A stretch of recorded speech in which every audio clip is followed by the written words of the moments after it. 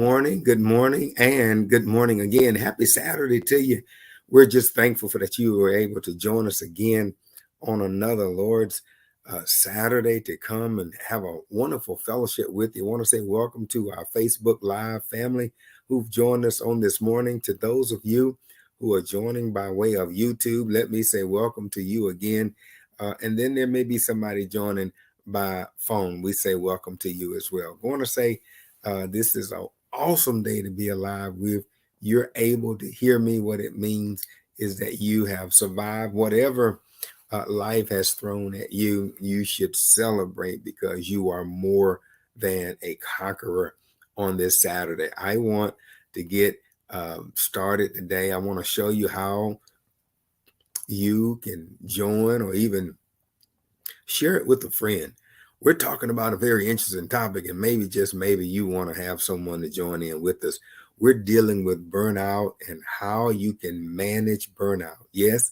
And so if you have a friend, a family member, or a church member who's just really at the edge, almost about to check out, I want you to help share some good information with them and give them some tools to walk them back from off the edge of the cliff. So here we have it. You can send them the Facebook Live handle, which is Dr. K.O. Williams Space Ministry, or you can invite them to join us by way of YouTube, Dr. K.O. Williams Space Ministry as well. And if you say they just do not have any social presence, they could actually dial in 605-313-6308, and you see the access code 267853. Listen, we're always interested in your voice and your thoughts. If you have areas that you want us to dive into and provide some coaching around, you can send us that request at your voice. That's right. All you got to do is type into your web browser, bit.ly/RealTalk Your Voice. And I promise you, we'll get right on. As a matter of fact, the series that we're in right now is in response to a request around burnout. And so 60 minutes is all we have, and we try to be very good stewards, go straight in. It's a live coaching series on life's issues. That's right, addressing life's issues. We have straight, honest, and definitely transparent conversation.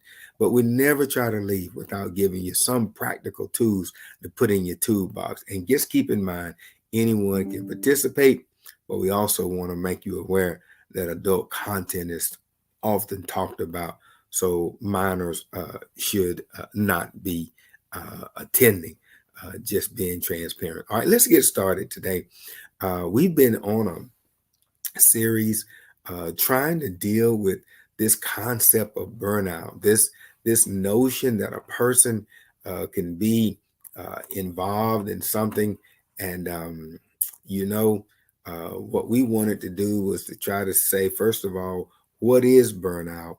And then secondly, give you some stages of burnout, and then tell you some things to be looking out for burnout. But oh, my friend, we got a series of resources that you could go and purchase as well to give you some strong tools in your toolbox around burnout. And so before we get started, I wanted you to know that this is a continuation from a previous session. And so a lot of the definitions and things have already been laid out in session one.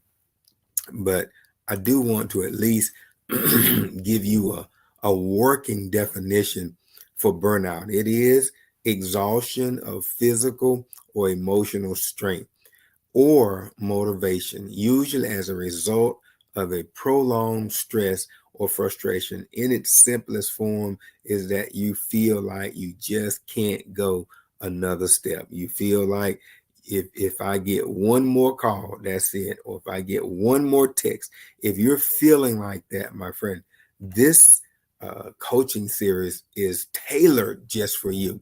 And I pray that you would go back.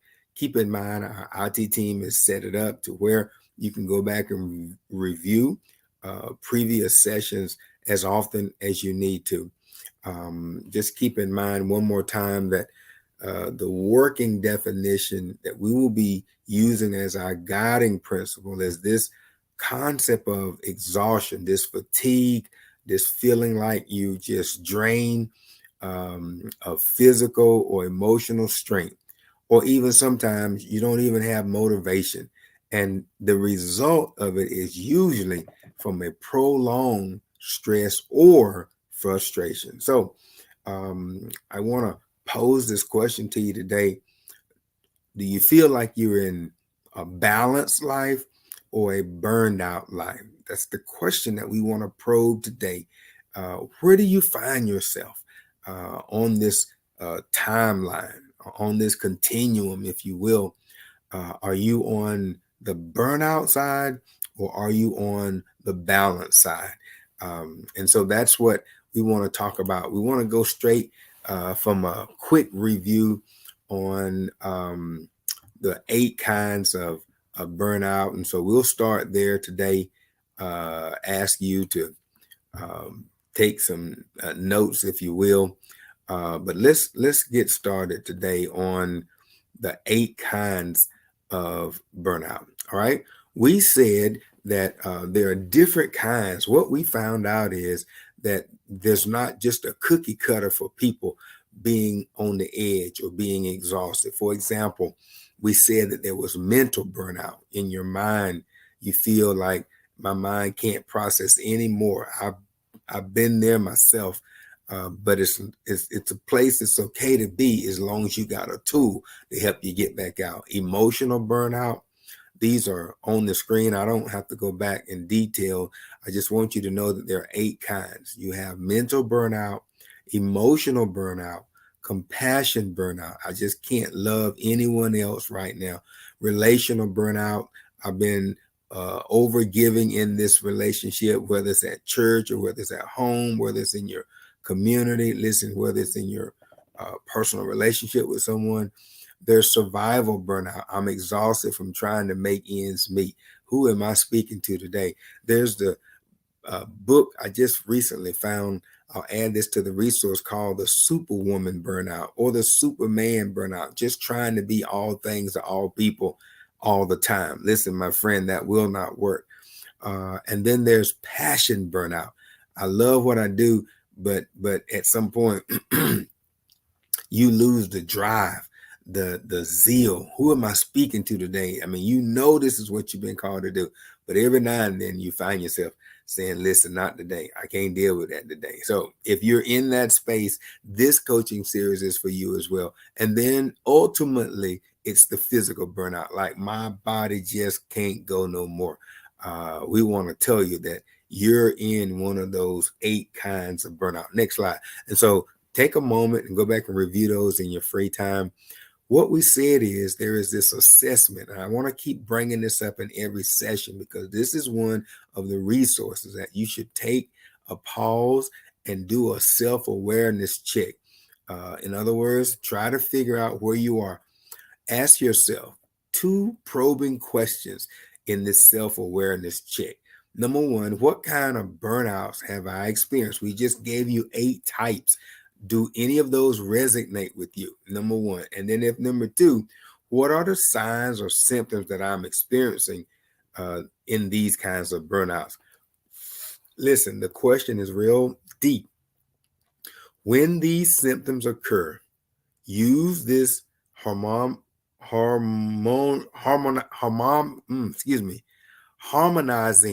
concept and get a probing answer on how to deal with burnout.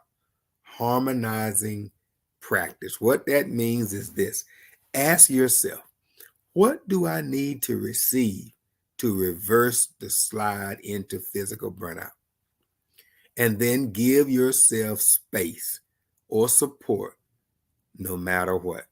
So you have to figure out what it is that you're in need of. Because when you get on that burnout slide, it's a downward slide, my friend. And you just keep sliding until you ultimately end up in what we call physical burnout. That is where you just totally check out.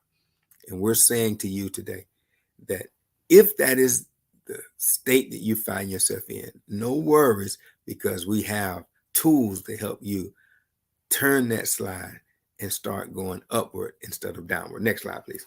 So this is all review. I want to go over this real quickly. There are 12 stages.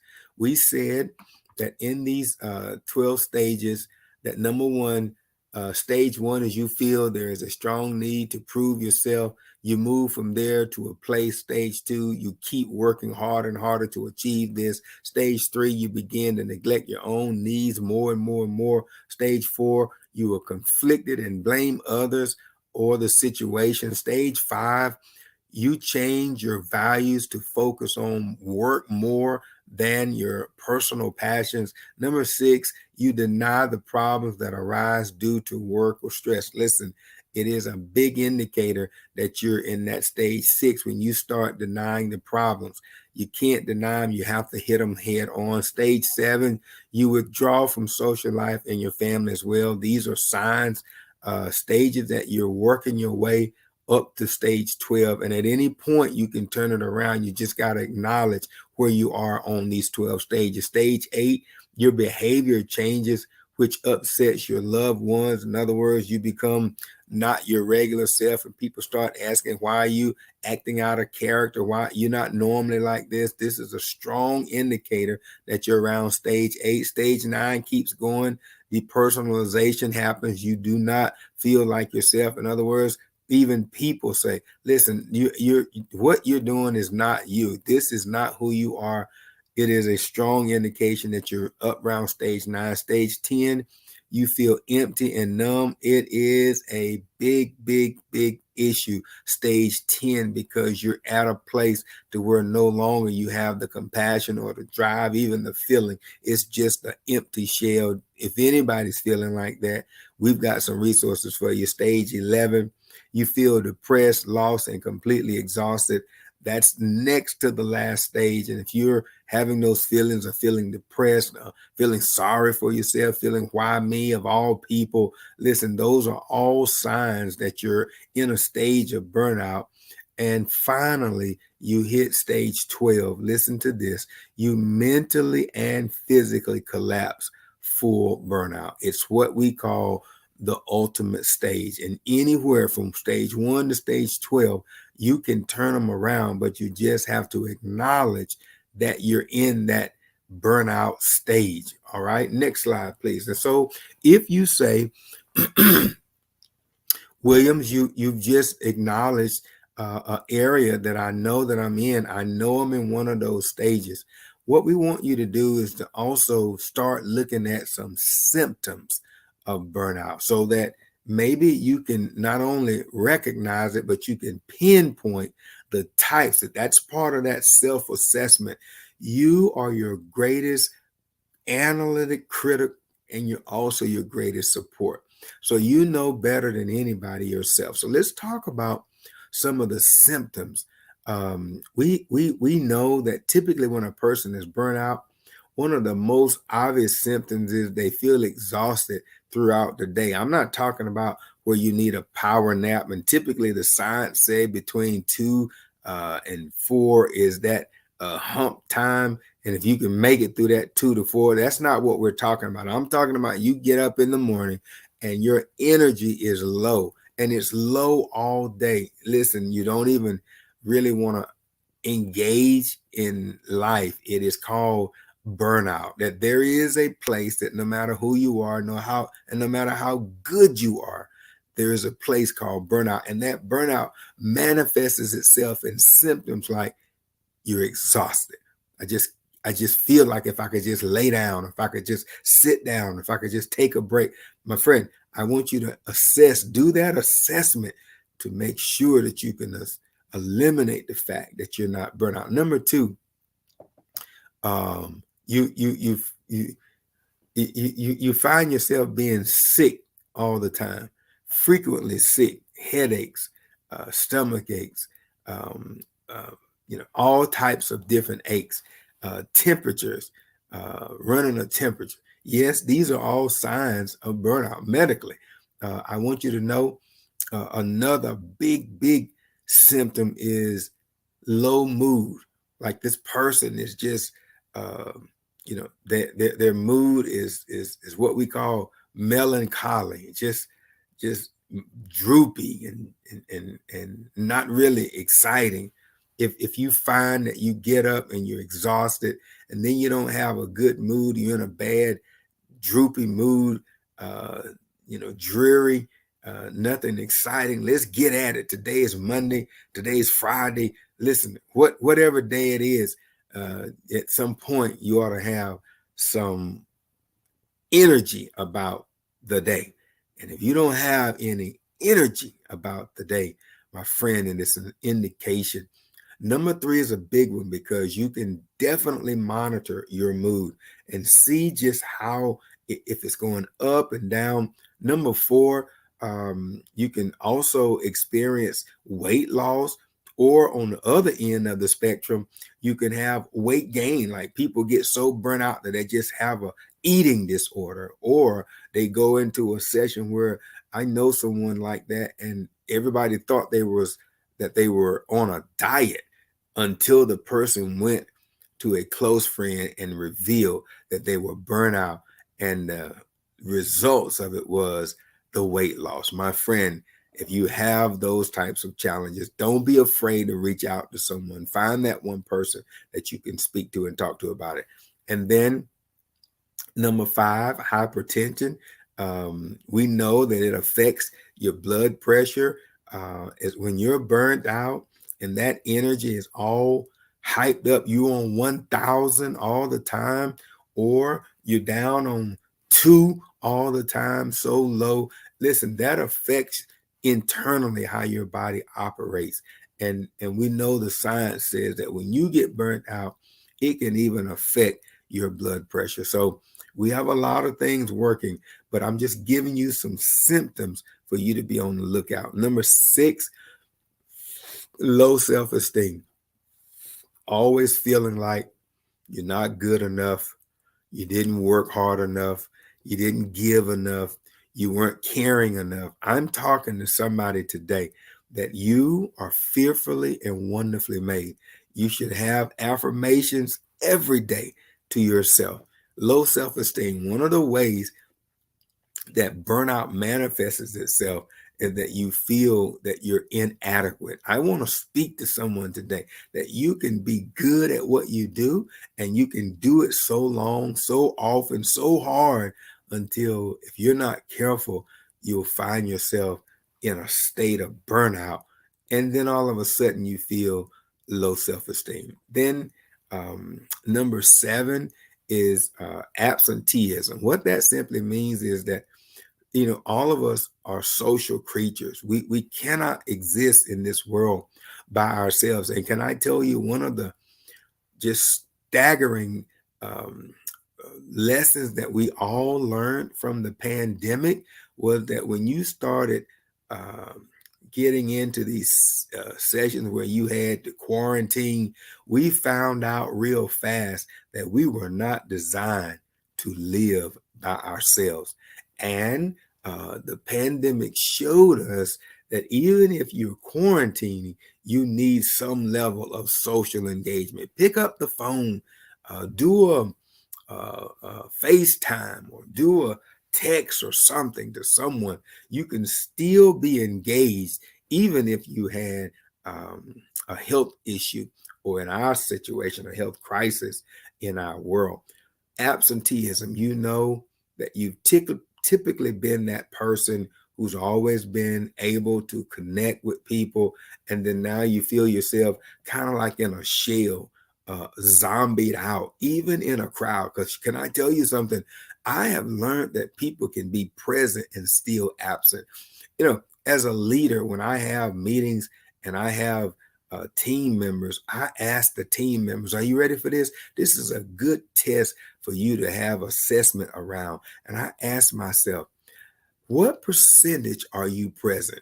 Because you do know that you can be in a group and only be 10% present. Like there was a song that says your body is here, but your mind is on the other side of town. Listen, my friend, These are all signs and symptoms of burnout, that you're in the crowd, but you're still absent. Um, be careful about that one, because it can happen so fast. Some people even attribute it to daydreaming, like you're in the presence of other people, but you're so drained out until your mind just wanders and you find yourself way in other places mentally, and your body is still with some other people. And then number 8 is this notion about being anxious. It's another way of saying, do you feel nervous? Like your energy is always on 1,000. I don't know who I'm speaking to today, but I want you to know that these are some symptoms that if you find yourself being overly anxious all the time, overly nervous, and even to the point of manifesting what we call nervous twitches and things of that nature, it is worth you going back to that self-assessment. Look back over those 8 types of burnout and see, am I actually in one of these 12 stages and didn't even realize it? Like, I was so into what I was doing, I didn't even realize that I had slumped down, slid on that slide down into burnout. And then number 9, um, you see this in a work, low commitment to work. But can I tell you, I've seen people in church be burnt out. They've done the commitment of church so long, so hard, so passionate, until all of a sudden you see them on the committee, but they don't have a lot of contribution, or you see them on the team, but really and truly they're not really engaged, or it even manifests itself into their Christian and disciple worship. You see the person at church, but it's like they're zombied out. They're just kind of going through the motion. The worship leader says, clap your hands. Oh, they clap their hands, but there's no engagement. Or the worship leader may say, give God a wave. And I tell you right now, I've seen it from the pulpit. I've seen people just going through the motion. It's almost like they're a shell sitting in the pew. Low commitment to family, the same thing. Listen, these things, you can be so burnt out until your ability to make commitments, you find yourself signing up for something and then don't follow through. Am I talking good to anybody today? You find yourself saying, oh, you know what? That's a good book to read. You'll start reading 5 or 6 or 8, 10 pages, and then you'll find yourself slowly but surely not able to stay committed to whatever it is. The lack of commitment is an indicator that you're burnt out and don't have much to give. And finally, another symptom is reduced performance or productivity. It ultimately manifests itself. I've seen people that can do 3 times the work of other employees. But I just shared with someone just this week that the reality is you can share and give, and then ultimately what you will find is that you're carrying the load of others. Others are riding the bandwagon, as we used to say years ago. Am I talking to anybody? You feel like you're the one who always has to carry the load.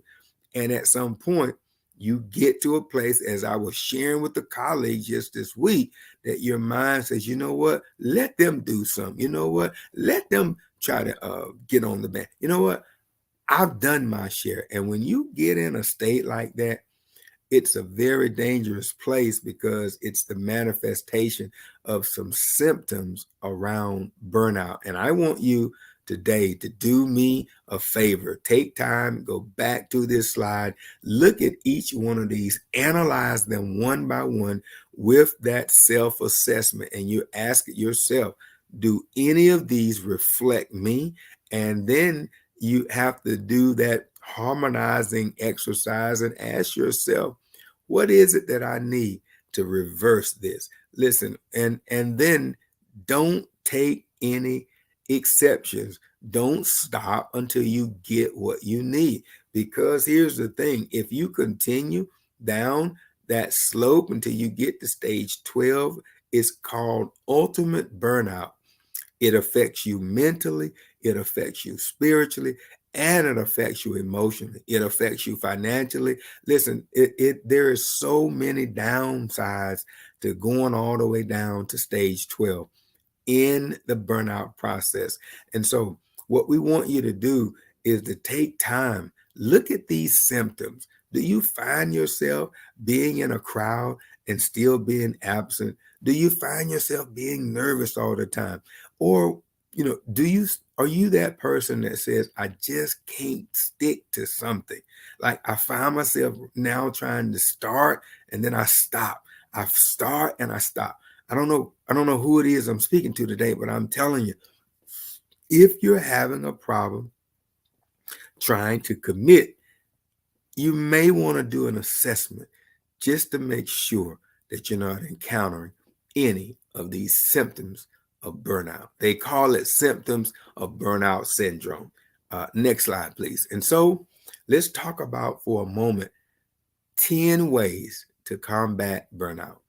This coaching series is not only about the what, but we also talk about the how. So many people talk to us and they'll tell us what we're not doing, but they won't tell us how to respond to it. And so I wanted to go a step further and not only tell you that there are 8 types of burnout, but I also wanted to talk with you today around at least, there are more ways than this, but at least 10 ways to put your boxing gloves on and start fighting back to burnout. Now, I tried to do cross sector. This works in work spaces. This works in faith engagement spaces, that is, in your church life. This works in communal spaces because I know people who are what we call community drum majors. They're social justice activists. And I want to tell you something. If you're not real careful, you're doing what you do and you're doing it well.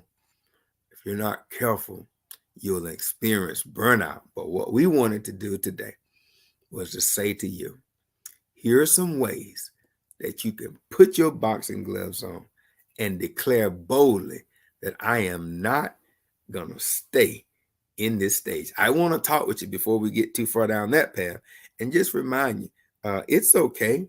We all have our encounters with life's ups and downs.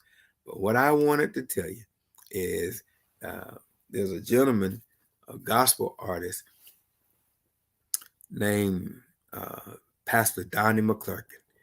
And he writes this song and it says, we fall down, but we get up. My friend, it matters not to me who you are, where you come from, and what you have. If you live in this perimeter called life and you function in the framework of life, there are going to be some times where you are up, some times when you're down. Some even wrote the song sometimes when you even level to the ground. That is simply to say that life happens. But he says we fall down, but we get back up again. And he goes further to make the proclamation, for a saint is a sinner who fell down, but they got back up again. I want to ask somebody today that if you find yourself in the grips of burnout, I want you to celebrate with me that there is a way back out. Make up in your mind, put your boxing gloves on and start fighting for your balance in your life. Somebody said, what we're fighting for? Because there's 2 bookends. You either burnt out, Lord have mercy, and you don't have anything else to give, or you're on the other side and God has blessed you to live a balanced life. Listen, you have space for everything and still space for yourself. That's called a balanced life. Who am I speaking to? And if you're in that space, may God bless you real good, because you're in a minority, because most people don't know how to fight burnout. And that's what this slide says. Combat, that means figure out how to fight back. So let's talk about 10 ways to fight back today. If you're in any of those 8 stages that we talked about, if you're in any of those 12 arenas, we want you to know, number one, being aware. Education is powerful. That's why I wanted to give the signs and symptoms first. One way to combat burnout is being aware of the signs and symptoms. This can help you combat burnout early on. So the fact that you know the signs and the symptoms, when they start manifesting themselves, you wake up one morning and you say, oh man, I got a mood swing going on. This, and listen, it's okay for the one time, but if you're waking up every day, my friend, and you have mood swings, it is a sign that you need to start fighting back and figure out how I can regain my self-esteem, my moods, and my energy. So number one is learning the signs and symptoms. I pray that you would take this PowerPoint and go back and review so that you could know one by one. Then send us a message. Let us know if it's helping you. Number two is rest and recovery. Listen, schedule times into your week to engage in active rest and recovery. Do you know the science says that you should schedule times on your phone where you put do not disturb, or we'll call back later?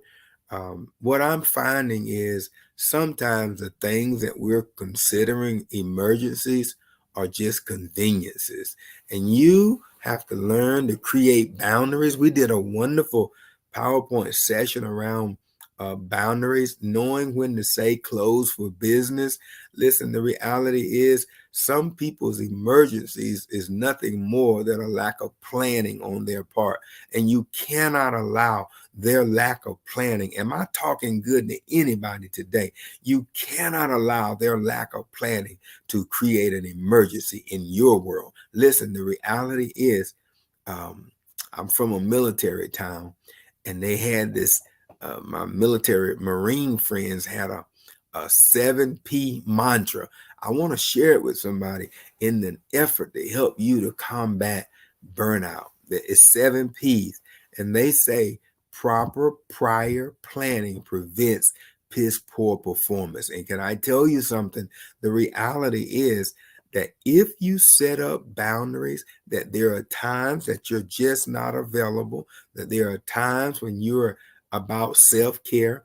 I want you to know that I believe in that.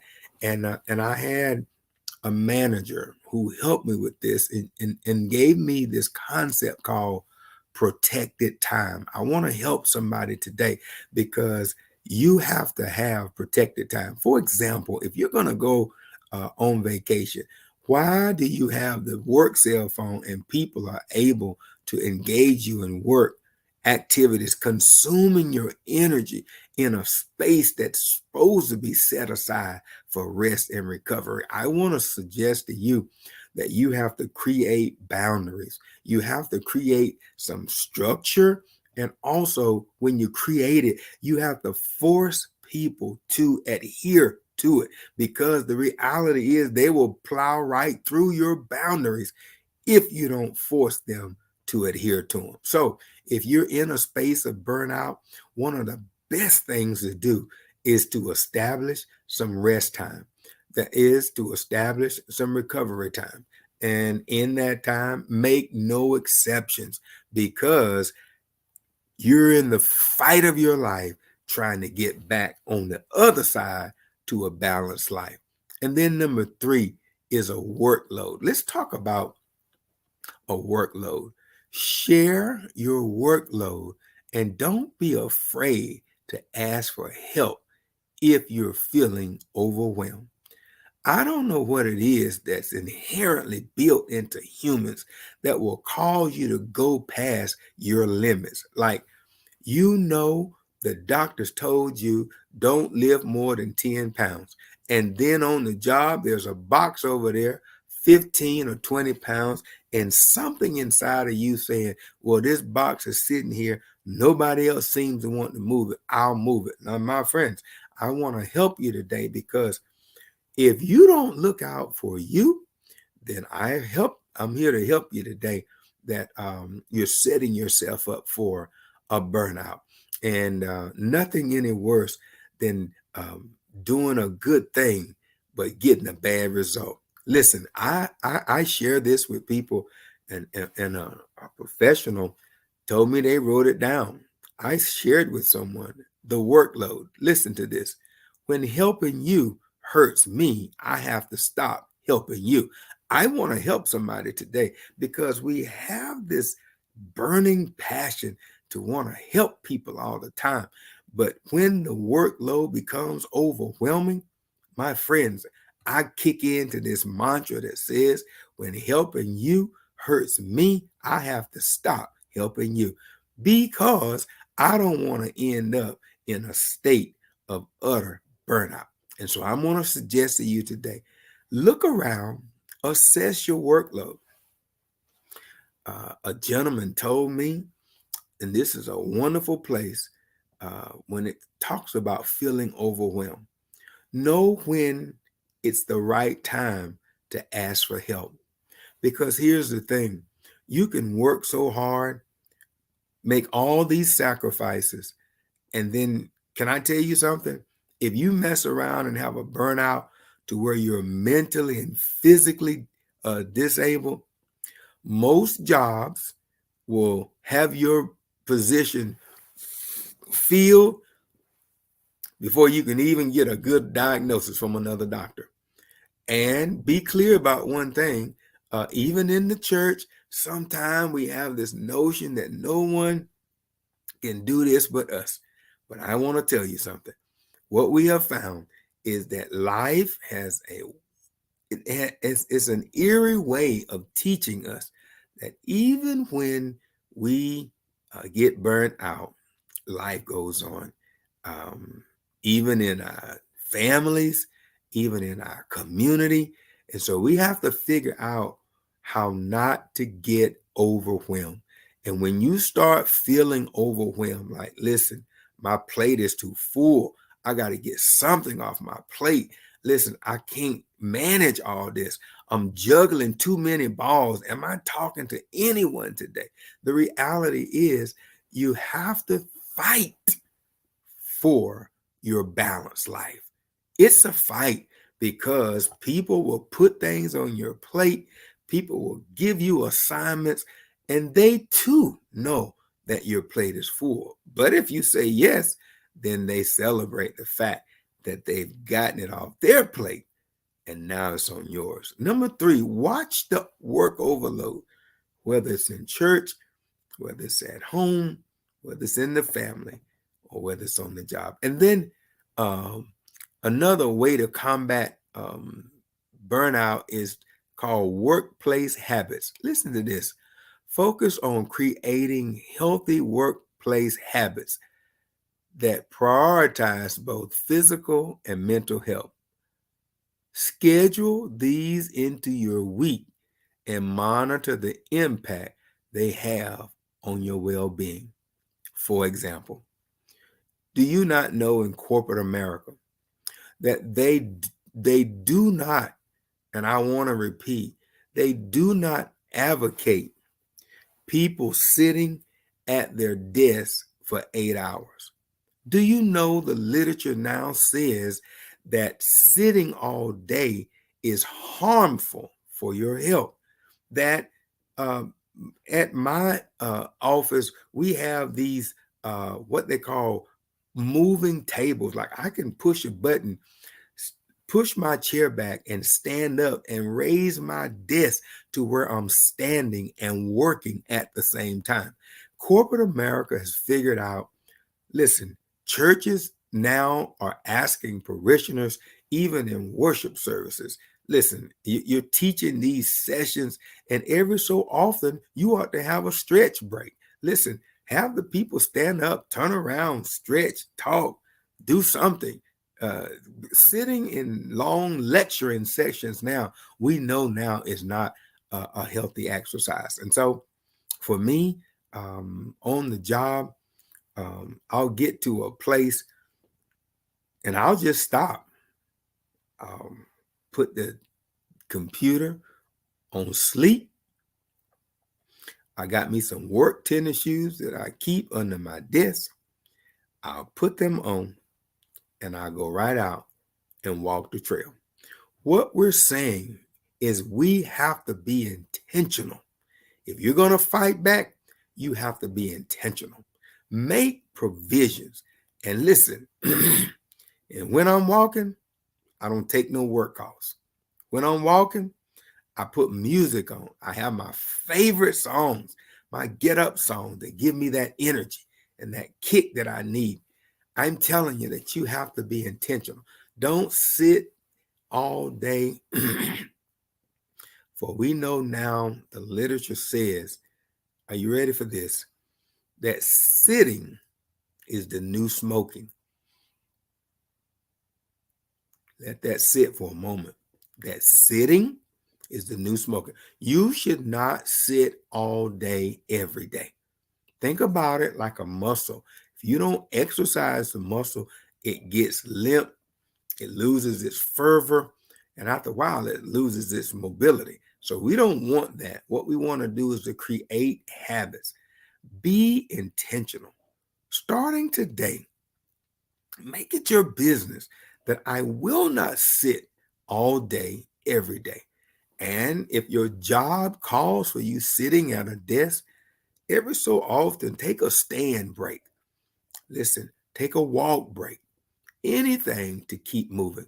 Now, also, there's another way to combat burnout, and that's some coping skills. Oh my goodness, learn some effective coping skills that can help you deal with pressure and adversity. For example, I teach people always in conflict resolution about a concept called square breathing.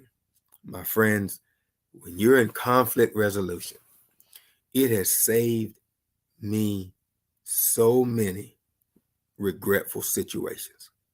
So what conflict resolution says is if you're going to be effective, you have to have a coping skill. I call it square breathing. And I make a complete square all the way to 10, 1001, 1002, 1003, 1004, 1005, 1006, 7, 8, 9, 10. Then I go down, then I go the other way, and then I come back up. 10 seconds. And can I tell you, those 40 seconds could make the difference between life and death. Learn when you're burnt out, when you're at your wit's end, when you say, I can't take nothing else, at least try square breathing. 10 seconds straight, 10 seconds down, 10 seconds back, and then 10 seconds back up. I've had students when I taught in the public school system, they sitting there swole. And I said, give me some square breathing. They knew exactly. I had a mentoring program there, and I would ask them for square breathing. And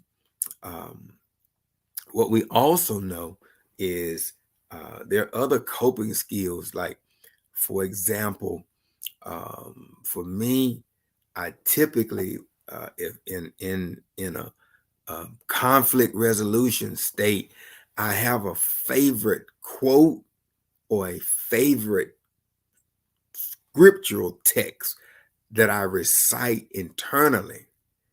And then sometimes, if necessary, externally, so that I can put a buffer between me and whatever that burnout issue is that's about to make me explode.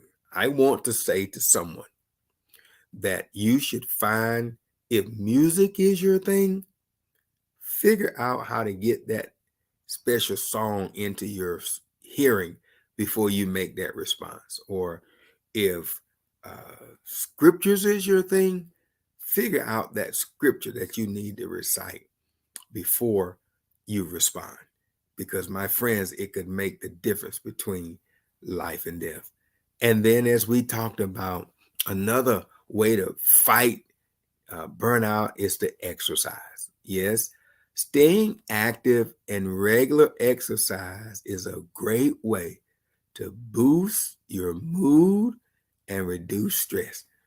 It's kind of backwards because in your mind, you think, oh my gosh, I don't want to go out there and walk and I don't want to go out there and run.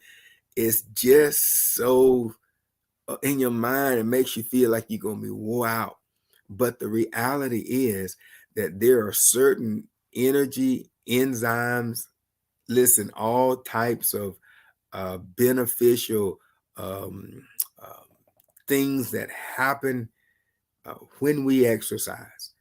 For example, check with your doctor always.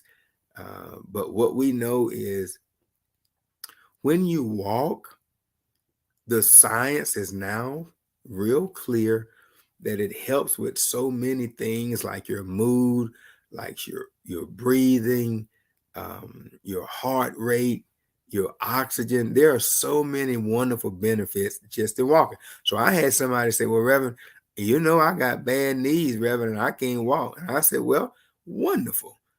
We got something for you too, and it's called sitter size. Oh, yes. I work with the local parks and recs, and they have sitter size um, groups that come, and guess what? You can sit in a chair. Oh, yes, my friend. And not only can you sit in the chair, but you can move your limbs so that you don't have, with this term, Mr. Flanagan, we learned in your class called sedimentary. We talked about sedimentary rocks, how if a rock stays there, the longer it stays there, the harder and harder and harder it becomes. Well, guess what? We now know from the science and the literature that our bodies are the same way. That if you sit and sit and sit, your body becomes harder and harder and harder. Your arteries become more clogged, and you don't have, when you walk, it pushes that blood through those arteries at a faster RPM, which removes a lot of plaques and things that are inside your blood vessels. Listen, there are so many benefits in exercising, and I'm just going to challenge you to figure out a way, even if you can't do nothing but do sitter size, but move. As a doctor said, just move something is better than sitting there and doing nothing. All right. And then another way to combat burnout is what we call switch off. Set yourself some rules that help you switch off from work when at home or when at church. Because can I tell you, I've seen it. People bring their work home. You've heard that statement. I've been guilty of it myself. And so, but what experience teaches you is that if you go down that path too frequently, it's not healthy. There is no boundary. There is no cutoff point. It's called a demarcation line. That's this line between A and B. And everyone should have a demarcation. Now, one of the things that the pandemic has also illuminated is this remote working from home. And I'm telling you, we're struggling as a people trying to figure out how do you work at home and still create boundaries. Well, I can tell you how. Turn that computer off, unplug it, take that phone and put it on do not disturb, and go out and walk. Just lay on the couch or do something that will cause you to have more relaxation time. And we know that I'm not sure, we talked about this once before, that when you're stressed and angry, that you release certain enzymes. That's exactly right. Dopamines. These things are not healthy for you. But we also know the science has now proven that when a person is happy, that they too release enzymes that are healthy enzymes, which help them have a fighting chance. So I just want to say to you, learn to have a switch. And when that switch comes, you just simply say, I'm sorry. but I'm just not available. And in church, we're the same way. Listen, I know people that just give and give and give.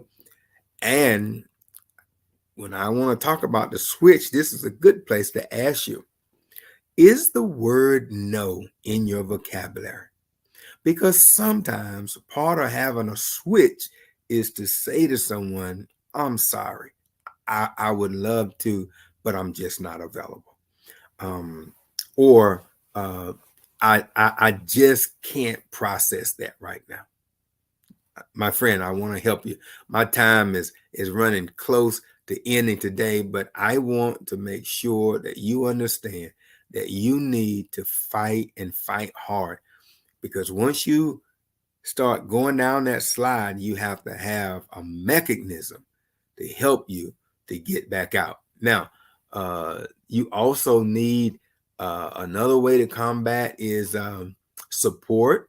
Make sure you have support systems in place, like family, colleagues, friends who you can talk to when you feel stressed. One of the things that, as a faith leader, I try to encourage people who are going through grief is that, as insensitive as it may sound, you're not the first person who's lost someone, but everybody's grief process is different, right? The stage in which you progress through that grief process is totally different than mine. We all have our own pace. But one thing that is a non-negotiable in grief is that you must have a support system, that there are people that will allow you to have your moments, but they'll also say to you, my friend, you can't stay in this place. You can't stay in this house with the shades down, with the TV off, and not eating. That's not healthy for you. And you need a support system to help you to realize that you're in those stages. And when you have a support system, you have to let them in, because people can only give help that you're willing to receive. And so I want to challenge you today, as I try to bring this session to a close. There are 10 ways to put your boxing gloves on and fight back. Also, your environment. Understand the demands of your environment and think about what resources you need available to you to cope with those demands. For example, if you know that you're in a stressful environment at work, maybe, just maybe, you should examine if it's worth continuing down that path. Maybe the immediate fight back is to change that environment. Because what I have learned is sometimes we can't change the environment, but we can change us. Oh, somebody ought to catch that one right there. No, I might can't change the stupidity that I have to deal with on the job, but I can determine how much of that I want to deal with. Oh, let me talk to somebody today that there are ways that you can control your response to the environment. Or let me say it this way, that you don't have to respond to everything that's in your environment. Sometimes I want to give a shout out to my mentor who has uh, gone from labor to reward, Reverend Walton. He used to say this phrase, that in your environment, sometimes stupidity happens. And he say that I don't have to dignify it with the response. That's going to help somebody right there. Because the truth of the matter is, I can't control what comes at me, but I can control how I respond to the environment to which I'm in. And can I tell you, one of the best places is to demonstrate that you have control over your environment. Oh my goodness. You want to talk about minimizing burnout? It's when you can demonstrate to the conflict, to the person, to the situation that no, I can't control your response. And I ain't even sure why you said or did what you did. But what I can do is I can control my response to the environment. It's a game changer. And I promise you, it'll set you free. And then finally, your values. And so take time to reconnect with your values, making and importance of your work, uh, or your church work, or your family work.